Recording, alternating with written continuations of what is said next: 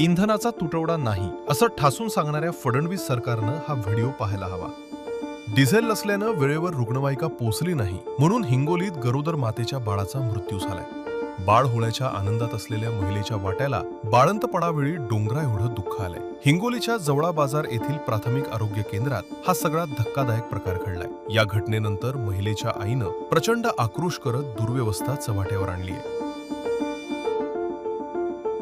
तर तिला म्हणले काय म्हणले 102ला तुम्ही नंबर लावायला, त्या गाडीमध्ये डिझेल नाही, आम्हाला डिझेल का भेटणं झालंय, मग आम्ही कशी गाडी नेऊ. मग 108ला आम्ही फोन केला तर 108ची गाडी काय म्हणली आम्ही 1-1.5 घंट्याला येऊता. 1-1.5 घंट्याला जर माझी मुलगी मेली राहिली, तिच्या पोटामध्ये पाणी 40 लिटर झाले, बाळ 7व्या महिन्यामध्ये आता इथं डिलेव्हरीला आणलंय, तिच्या पोटामध्ये पाणी झालंय 40 लिटर.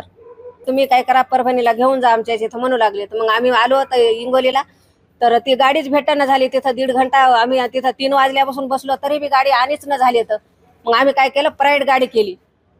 प्रायव्हेट गाडीमध्ये माझ्या मुलीला आणलं मी. तिथं अँब्युलन्स लावलेली होती, कारण त्या म्हणल्या डिझेल नाही अँब्युलन्समध्ये. अँब्युलन्स आहे पण तिच्यामध्ये डिझेल नाही, तिथं ड्रायव्हर सुद्धा नव्हता.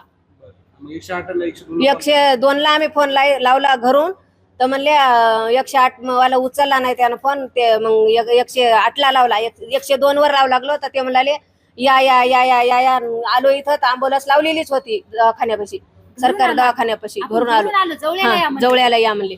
जवळ्याला येऊन आम्ही 3 वाजल्यापासून बसलो. तर 5:30ला मी प्रायव्हेट अँब्युलन्स केली आणि प्रायव्हेट अँब्युलन्स मध्ये हिंगोलीला आलो आम्ही.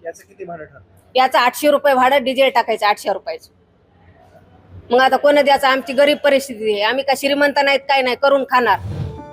मुलगी बाळंत होणार म्हणून तिच्या आईनं अनेकदा 102 आणि 108 या नंबरवर कॉल केला. रुग्णवाहिका मिळेल या आशेनं अनेक तास या कुटुंबानं वाट पाहिली, परंतु त्यांच्या डोळ्यात दुःखाचे अश्रू आणि हाती प्रचंड मोठी निराशा आलीये. 2 ते 2.5 तास वाट बघूनही रुग्णवाहिका मिळाली नसल्यानं खासगी रुग्णवाहिकेचा आधार घेत गरोदर महिलेला हिंगोली येथील शासकीय महाविद्यालयात दाखल करण्यात आले होते.